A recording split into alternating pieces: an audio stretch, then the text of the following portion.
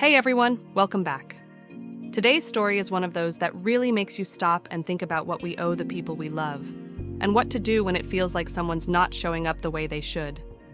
Whether you've been in a situation like this yourself, or you've just watched a friend struggle through it, I think you'll find something in here that hits close to home. Let's get into it. Am I the a-hole for thinking my husband is better than my best friend's husband? I'm writing this post because my best friend's Kate husband, Bert, called my husband, Tim, an a-hole. I've historically kept my opinion of Bert's behavior to a minimum on the grounds that good friends say their piece once and then love each other through bad relationships. But now I'm asking internet strangers to be the judge. I'm traveling for work. Kate is stuck at home, working at 7 months pregnant on modified bed rest. Generally, during the week I drop over once or twice to bring her family some dinner.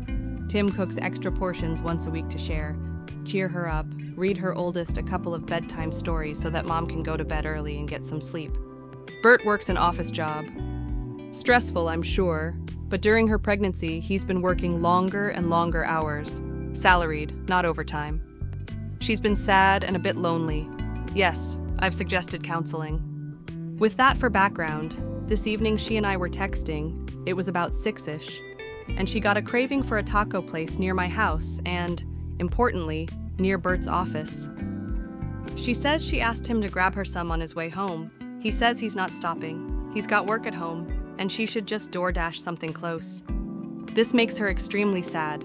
She says irrationally sad, but you be the judge, because he used to surprise her with her favorite tacos, and now he can't be bothered.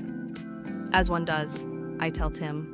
I'm 3 states away, so it was just part of our chat as I was getting back to the hotel and getting ready for a work dinner.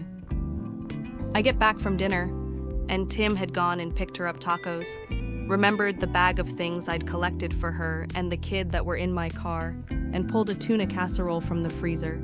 Bert hates tuna casserole. He dropped them off on the porch and just texted her that there were some things I wanted her to have. Then Bert gets home. Did he bring tacos, coloring books, or a good attitude? No, he did not. He called Tim to tell him that he was an a-hole for showing him up. Other colorful language was also used, including some fairly sexist nonsense. He also texted me, telling me to keep my husband away from his wife. Tim did respond rudely when Bert called. Kate says he told Bert he was a failure as a human, a man, a father, and a husband.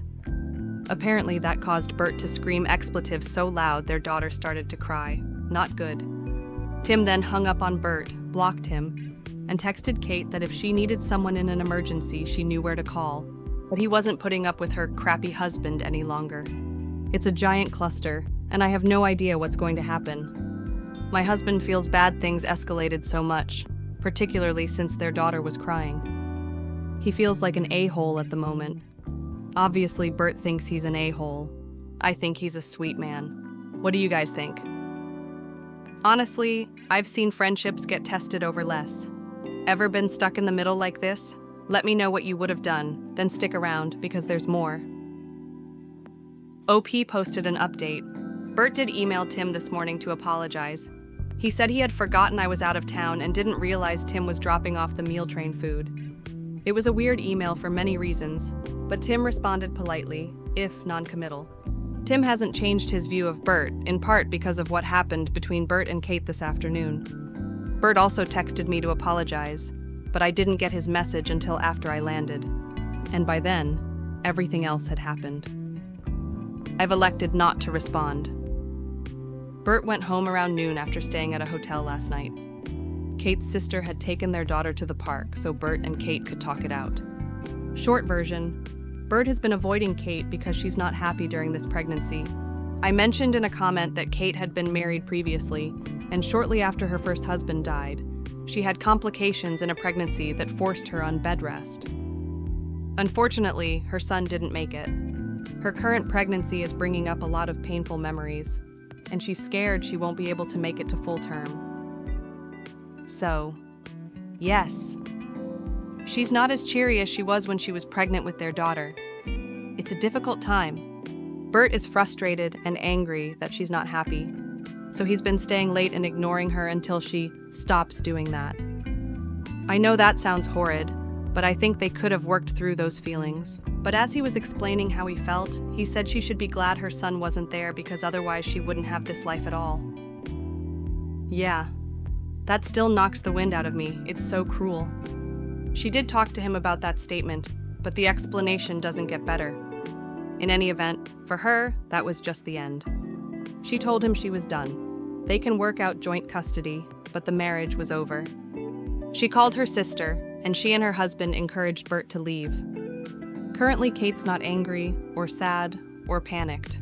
She's just done. Personally, I'm surprised since they've weathered some fairly crappy things, including infidelity by him. But I guess that was the line. In any event, her D&D friends are over there for Saturday game night, and they're eating waffles. She thought it was important for the internet to know that waffles are appropriate separation food. In terms of her well-being, which many kind souls were worried about, they have a prenup. The house is hers. His family property is his. I'm sure there will be a fight over custody, but she will be financially okay. And in any event, she has family and friends who will help and support, regardless of what happens.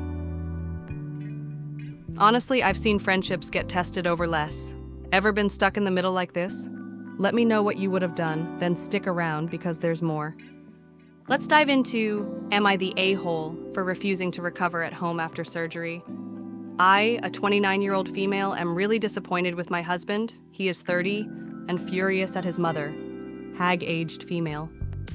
For context, my husband is from the West Coast, where his mother still lives. He moved to the East Coast for college, and that's where we met after graduation. At the start of our relationship, she would visit 3 to 4 times a year and make him take PTO so he could entertain her during her visits. After 2 years of this, while we were still dating, I asked him how we were ever supposed to go on a vacation together if all his PTO was spent at home with his visiting mother. We agreed to save PTO for a trip to Europe we took in 2023, and he told her he couldn't take off work every time she visited. In my last job, I worked from home 4 days a week, and every time she visited, she sulked all day like a puppy whose toys were taken away. But once my husband got home, a switch flipped and she was happy and clingy again. So here's the issue now. We moved states about 6 months ago, closer to my family. I got a new doctor who recommended a surgery that my old doc kept putting off. It's not a complicated procedure, and it'll greatly improve my quality of life. My mother-in-law decided she was due for a visit. She said she wanted to explore our new town and help around the house while I recover. I really didn't want to deal with her energy while in pain. We agreed she could come, but it wouldn't be a sightseeing visit. She was supposed to help out so I could rest. She could come for a proper visit later in the year. My husband dropped me off at the hospital on Wednesday. It was supposed to be surgery, then one night for observation. On Thursday, the doctor told me my labs weren't where he wanted them, and I should stay another night. I called my husband to let him know I'd hopefully be home Friday afternoon. He didn't visit me on Thursday at all. Friday, I was discharged and called my husband to say I'd be ready in about an hour. It went straight to voicemail. I figured he was in a meeting and kept trying. After over an hour of trying, I called my sister. Thankfully, she got excused from work and drove 90 minutes to pick me up. When we got to the house, it was a disaster. Laundry baskets on the dining room table, litter box untouched since Wednesday, dirty dishes piled in the sink. I broke down crying. My sister packed me a bag and took me to her place to recover for 2 weeks. Friday night, my husband called asking where I was. He said the hospital told him I was discharged. Turns out he'd been on a hike with his mom and didn't have cell service. He took PTO to entertain her. Again.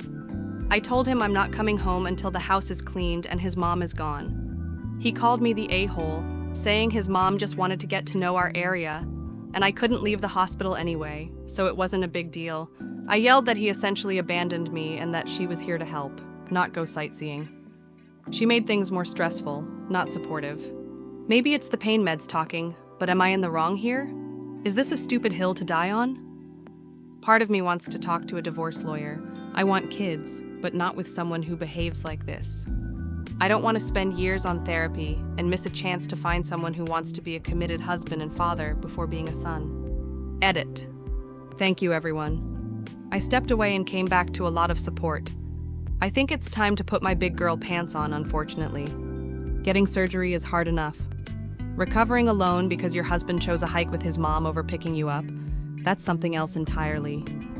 If you've ever had to draw a line with your in-laws or your partner, drop your story in the comments. This next one? It's about what happens when a husband doesn't just check out once, but over and over until even the kids start to notice.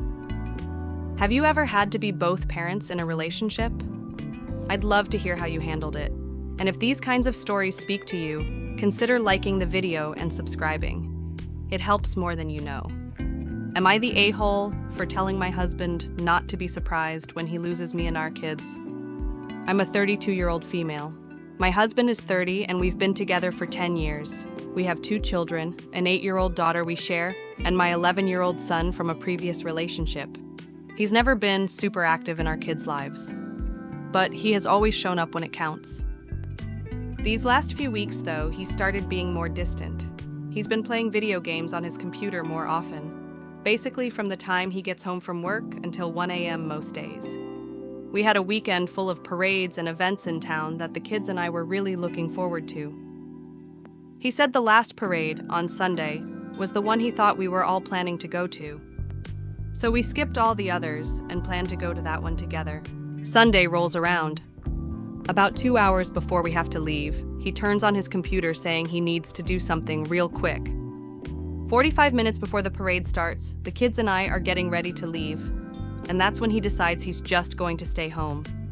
The kids and I went and had a great time. We got lots of beads, toys, candy, everything. The kids didn't seem to care that it was just the 3 of us. Then that following week, he wanted to start a server for him and some others to play on. It cost $80 to get started. I told him I got paid in 3 days and he could wait until then, but I wasn't taking money out of our savings for it. He turns around and calls his mom to borrow the money. When I found out 2 days later and asked where he got the money, he told me. For context, my mother-in-law and I have a somewhat strained relationship, and money has always been an issue. My husband knows how I feel about this. I told him it would have been nice if he talked to me before borrowing from her. He tries to tell me he thought he did, then gave me a look, because he knows for a fact he never did. He was trying to make me second-guess myself. This was also on Valentine's Day. Neither the kids nor I received anything from him for it. But his server? That got paid. I didn't make a big deal about it, I just wanted to move on. Then that following weekend, our daughter had an art fair showcasing her artwork. She was super excited. She couldn't wait to see what she made on display. But once again, he was up until 3 or 4 a.m. the night before on his game. The next morning, he refused to wake up. Even after I tried 4 times, he finally started moving as we were about to leave, and decided again that he was just going to stay home. My daughter didn't seem to mind, but my heart just broke. The kids and I went without him. At the art fair, she had painted a beautiful picture. I was so proud of her, and she was so happy to see it hanging on the wall. We went to the activity room, colored pictures, made crafts. My son and daughter were having a blast. Then my daughter said something that just floored me. She goes, "I'm kind of glad Dad didn't come. You're more fun when he's not around, and he's always so grumpy and rushes us." As if my heart wasn't hurt enough already. It took everything in me not to cry. Afterwards, we went and got donuts from our favorite spot downtown to celebrate her. Something my husband never would have done, or been happy to do. We get home after about 3 hours, and there he is, on his computer. He can tell I'm upset. He asks me what's wrong. I told him it was sad that he couldn't take 3 hours out of his day to make his daughter feel special and show up for her, and that if the day comes when the kids distance themselves from him, he shouldn't be surprised. That it'll be no one's fault but his own. He laughed, said, "Whatever," and went back to playing. So, am I the a-hole? You know, what really ties these stories together is that quiet moment when someone realizes they deserve better. Sometimes it takes one big betrayal. Sometimes it's 100 small ones. But the feeling is the same. You just can't keep waiting for someone to become who they should have been all along. I'd love to know which story hit home for you the most, or if you've ever lived through something similar. Drop it in the comments. I always appreciate hearing your thoughts. And if you enjoyed the video, feel free to like and subscribe. It helps keep these stories going. Thanks for watching.